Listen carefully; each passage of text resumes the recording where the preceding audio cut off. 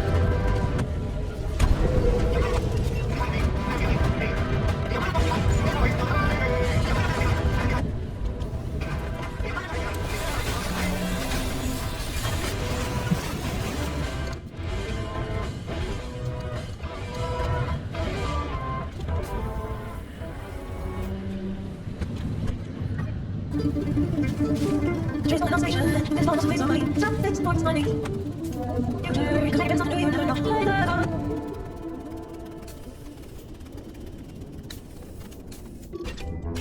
I have the distinct honor to introduce to you the American people, a new scientific frontier with a raw power like limb technology in the good hands of true patriots like Dr. Ophelia Turner.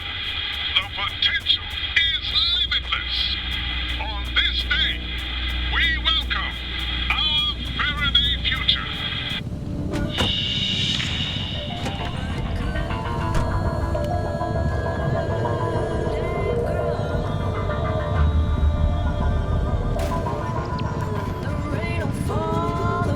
The year is 1955. Dr. Ophelia Turner is standing next to President Koch, the top of her head barely clearing his shoulder. She stands, stiff-backed, her hazel eyes affixed on the glass and steel chamber in front of her. She does not appear to breathe until a ball of light appears out of thin air. The sight is tremendous, a lightning bolt frozen mid-strike, and the reaction immediate. The gathering audience roars with excitement and spontaneous applause. On Dr. Turner, only a tightening of her lips indicates that she hears the audience at all. Dr. Turner and President Koch pose for a picture, and she does not smile even then. That picture is the image splashed across newspapers and science journals for the next decade. The mother of Lynn technology, they called her. The angel of a new age.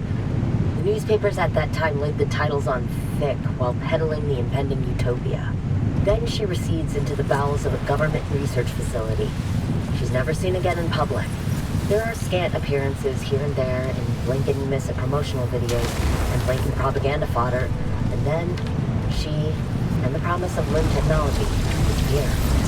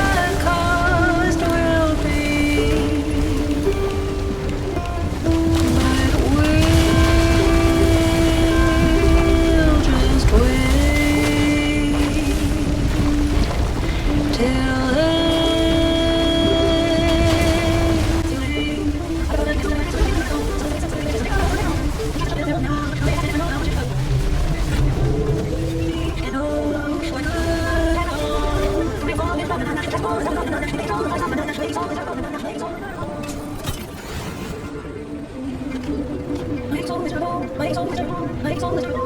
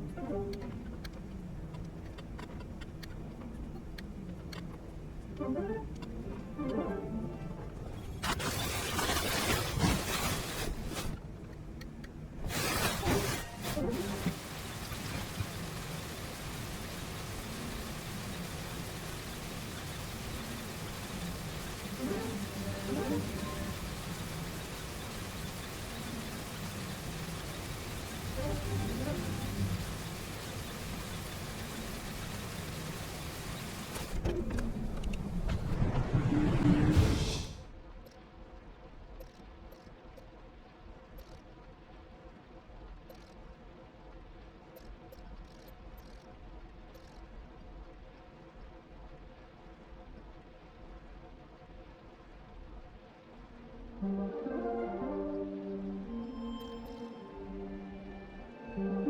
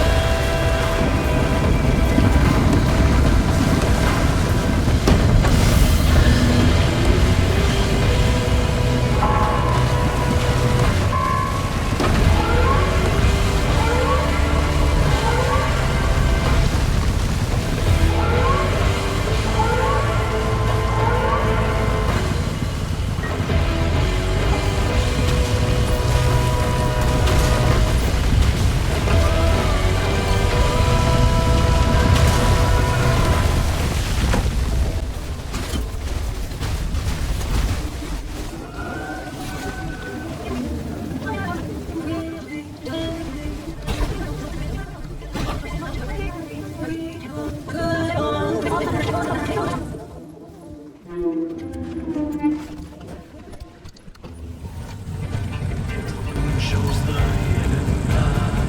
Stare off through the twisting forest, through the thicket and the black. Night into heads made of stone, to mark the place of the fallen ones who never made it back home.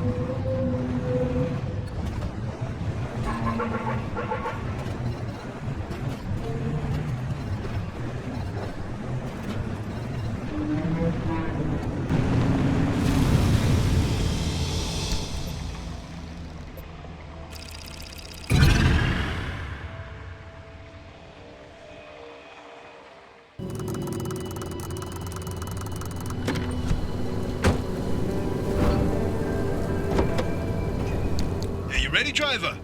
Okay, first off, I've loaded up 3 locations on your ARC device map. You see them? Yeah, head to whichever strikes your fancy.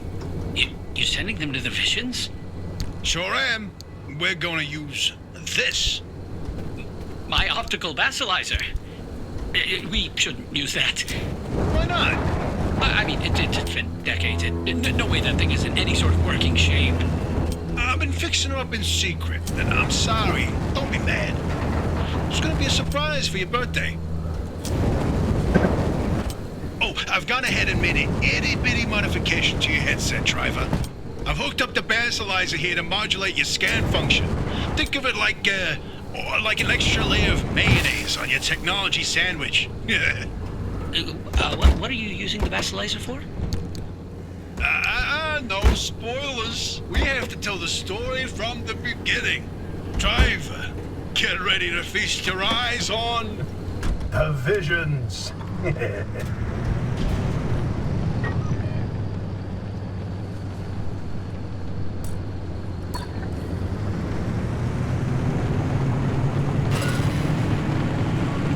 So we told you about the mass hallucination. Hundreds of people, 30 seconds of crazy, yada yada. But there was one instance where that event and the remnants intersected. The story of Laura Cesari. Laura worked at ARDA as an executive secretary. She put in her hours, but she spent her evenings with a real passion. Painting. When the hallucination event swept through, Laura was overtaken like everyone else. But for her, the visions didn't stop. She tried painting them, but grew frustrated at her inability to recreate what she saw. Now, at first, Arda wrote her off as one of the many whose brains got scrambled by what they saw. Until Laura stumbled across a rusty can of paint in the woods. It was a remnant. Once she started using this paint, the visions in her paintings began to come true. She painted feverishly for over a year, chasing the visions the entire time. Until the day the paint ran empty. And then she disappeared. Like all remnant holders do. Now that we know the remnants and the mass hallucination are related, maybe Laura's visions can help us out.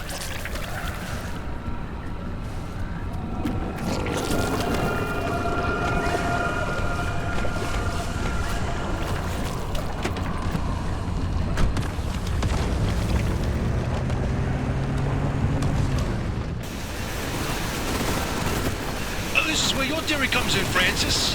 You tell him. Oh, look at me babbling away. Francis, you explain it.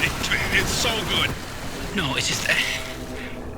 I'd rather not. Hey, come on, we talked about this. You should be proud of your work. Toot your own horn. Not this time. Okay, well, Francis's theory, his entire branch of research was that the zone exhibits a property seen nowhere else on Earth. Every phenomena that occurs here leaves its fingerprint forever on the physical space. So he created this device to pick up on these sub-physical after effects. How did you explain it? It was like identifying a whale's favorite color using only the wake it leaves behind.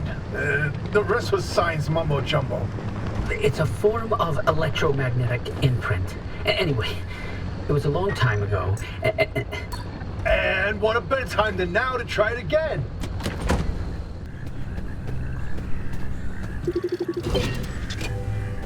Ah, the Bigfoot mural. My personal favorite.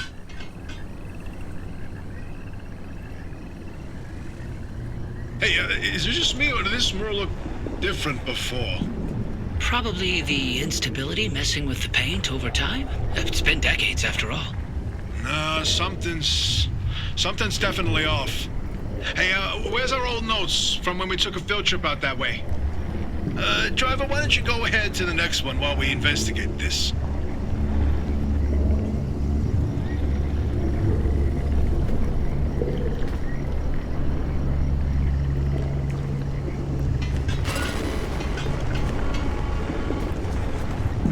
Driver, if you come across a mushroom like the one in the mural, do not eat it. No matter how tasty it might look. You're speaking from personal experience. And let me tell you, it wasn't pretty. Oh, just thinking about it makes me want to puke all over again. You've probably passed the biogenerators by now. They're our source of power in the mid-zone, and one of the best demonstrations of renewable limb tech. Yes, these battery farms keep our lights on. But more importantly, they're also the only place in the entire zone where anomalized mushrooms grow. And guess who turned out to be the world's biggest fan of those mushrooms? Bigfoot itself! And the vision foretold its arrival in the zone. It started when those pods hanging from the battery farms were found chewed up. At first, they blamed it on the local wildlife. This was back when we used to have some.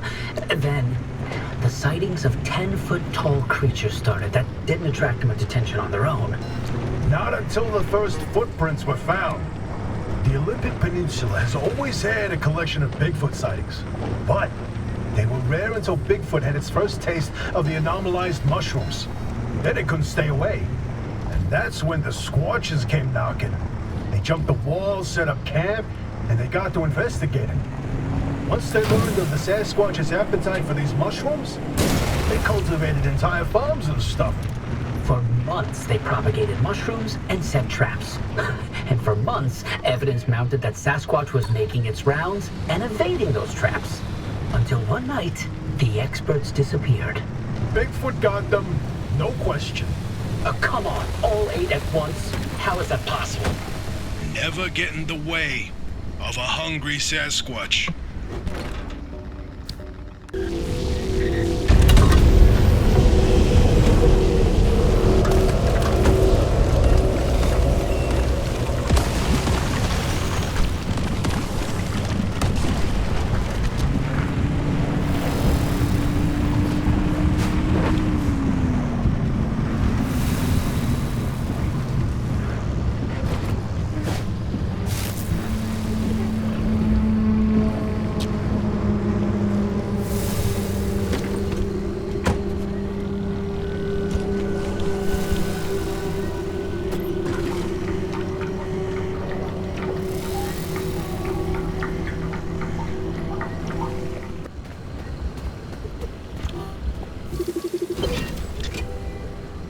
The inverting doorway.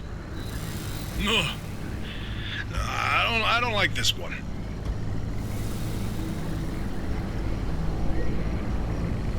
Oh, did you see that, Francis? Oh boy, Francis, look! Look here, it's different from our sketch when we visited in '82. It's all scrambled, but the shape seems familiar. If you tilt your head, doesn't that kind of look like Mount Olympus? Oh, Francis, you flippin' genius! It absolutely is! Wait, let's look back at the first one. What's different there? That shape right there, is that Hook Valley? Holy smokes! Oh, wait, pull up all the topographical maps of the peninsula. If we look around the areas where you'd get that view of Mount Olympus. See, Francis? I told you your basilizer would work. I don't think this is the basilizer's doing. Driver, we're on to something. Get to that third vision.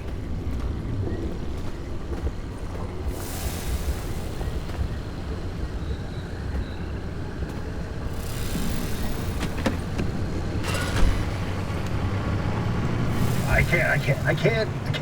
Yeah, I can't even look at it. Francis, you explain it. And maybe you've already seen them, driver. A freestanding bright blue door in its frame, out in the wilderness with nothing around it. If you do see one, don't get anywhere close to it. I don't want to talk about it. He was pretty close to a doorway when it opened. It's called the inverting doorway. When the door is shut, it's safe. But once in a while, it opens, and everything near it is turned inside out. Its victims are mostly bears, squirrels, and birds. They all go through hell. Meat and bones on the outside, fur and feathers on the inside. It's not fun to see. Once, a group of hikers didn't heed the warning, and No, we're done here, driver. If you see one, you stay away from it. That's all you need to know. Let's go.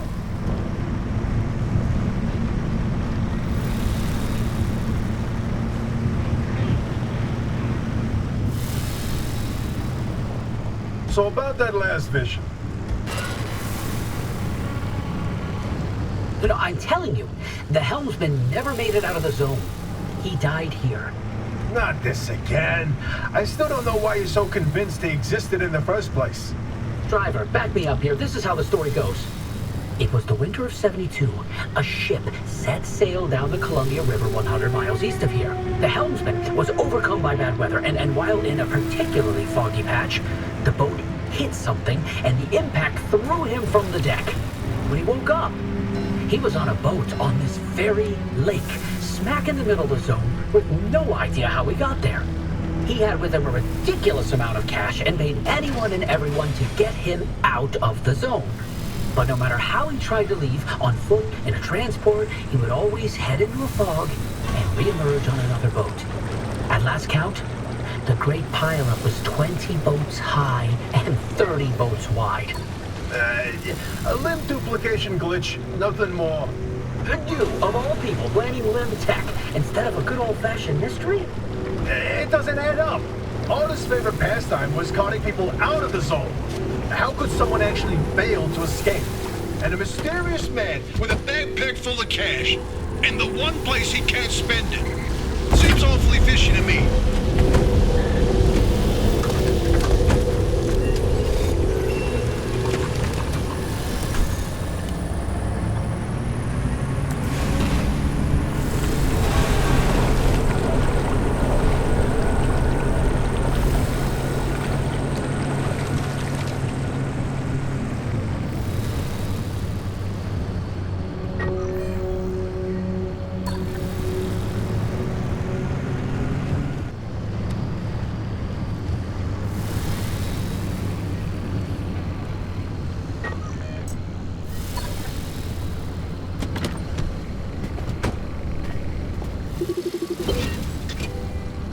The great pile-up.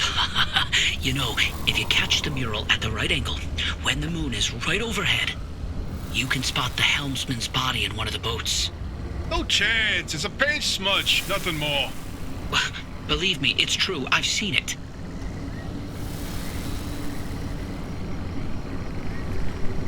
Oh, bingo! See that pattern in the last mural? That flower only grows above a certain elevation.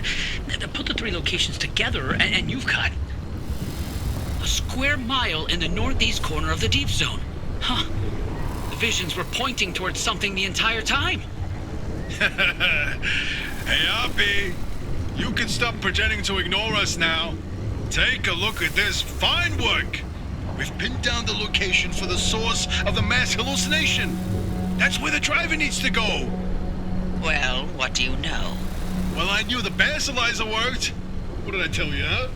He still doesn't know, Francis. Know what? Oppie? Not my story to share.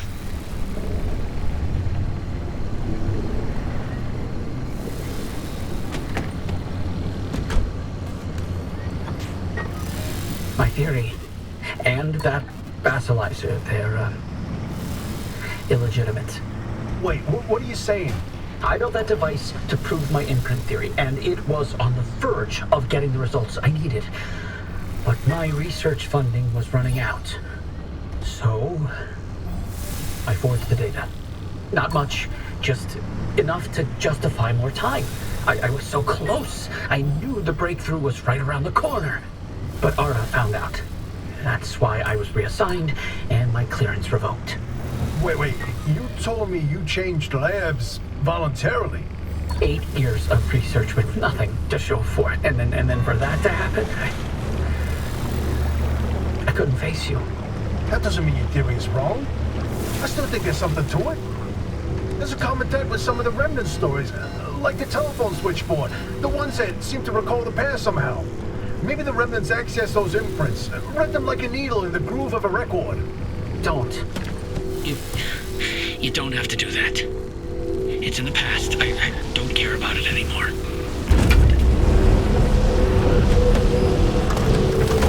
But listen, I got this suspicion, right? If we can just get the car to the mass hallucination source, what do we find that can prove your theory?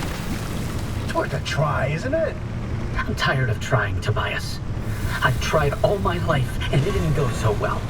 Look, I don't have one of those fancy degrees that you and Oppie had. The closest I ever got to science was wiping down your lab benches. But I saw the incredible things that you did with your research. Yeah, well, Arda didn't think they were incredible. I don't care about Arda. I believe in you. Always have. I'm sorry. I can't. I can't do this with her. Oppie led the disciplinary committee that stripped my clearance and demoted me to a glorified intern. She sat there and decided how best to humiliate me. I never asked for anything. This one time I do, so I would never have to talk to Oppie again. You didn't listen. Your remnant was more important than what I wanted. Francis, I didn't mean... I've had enough.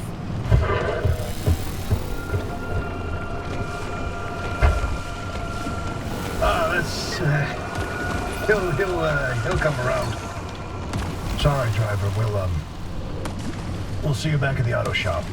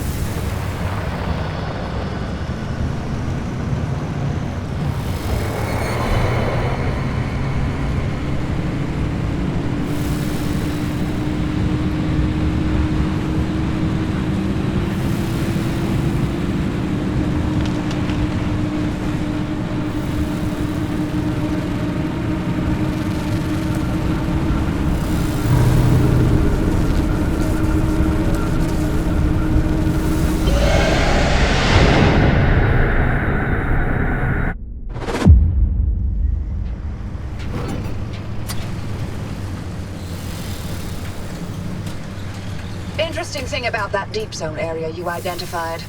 I ran every coordinate in that area through the AUTA database, and what turns up are access logs with entry records for Dr. K up through March 1963. What? No, the doctor died in 1961. In the lab accident. So we were told. Then, I found access logs for both that deep zone site and Red Meadow. Years and years worth of activity. The Red Meadow Research Facility? But it was demolished the same year. After the structural damage caused by the... lied about that too, didn't they? It appears so. The driver should give the Red Meadow ruins a visit. If Dr. K didn't die that day, I'd like to know what was keeping him so busy. So would I, but... do we have time for this? We don't know how long the driver's got with that remnant. And that's why we need this information. Whatever Dr. K was doing relates to all of this. It may be the key to what lies at the end of the road for the driver. I... agree with you. God, I hate saying that. Driver, I've marked the Red Meadow facility on your route planner. Head there whenever you're ready.